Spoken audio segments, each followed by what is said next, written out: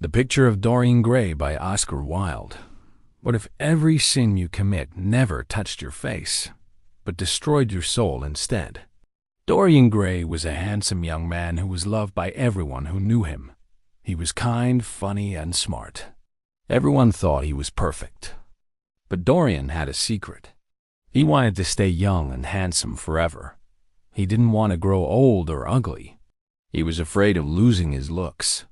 One day, Dorian met a famous artist named Basil Hallward. Basil was immediately struck by Dorian's beauty. He asked him to sit for a portrait. Dorian agreed, and Basil painted him as an angel, beautiful and pure. But as the weeks went by, Dorian began to change. He started to commit sins, but he didn't want them to show on his face. So he made a wish. He wished that his portrait would age and wrinkle instead of him. And so it was.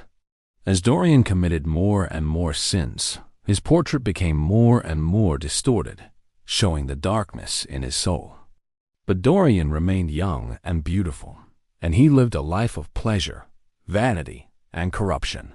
He became everything Basil had hoped he would never be. Dorian had a best friend named Lord Henry Wotton. Lord Henry was a cynic who believed that nothing mattered except pleasure. He encouraged Dorian to live for the moment and not worry about the consequences. He said that beauty was the most important thing in life, and that if you had it, you should never let it go to waste. Dorian listened to Lord Henry's advice, and he began to take full advantage of his beauty. He seduced women, gambled, drank, and took drugs. He did everything he could to make his life more exciting. But all the while, his portrait grew darker and uglier. It became a reflection of Dorian's ruined soul. Dorian tried to hide the painting from everyone, but eventually the truth came out. People saw the portrait and were horrified. They couldn't believe that such a beautiful person could have such a dark soul. Dorian was ashamed, but he couldn't stop.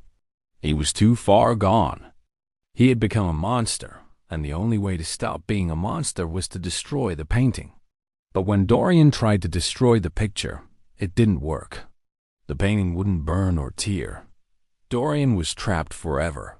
As he looked at his own face, he saw that it was the same as the painting, dark and twisted.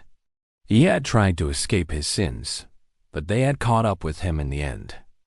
Dorian Gray died, not knowing that he had been free all along. All he had to do was listen to the voice that had been calling him, telling him to repent and be reborn.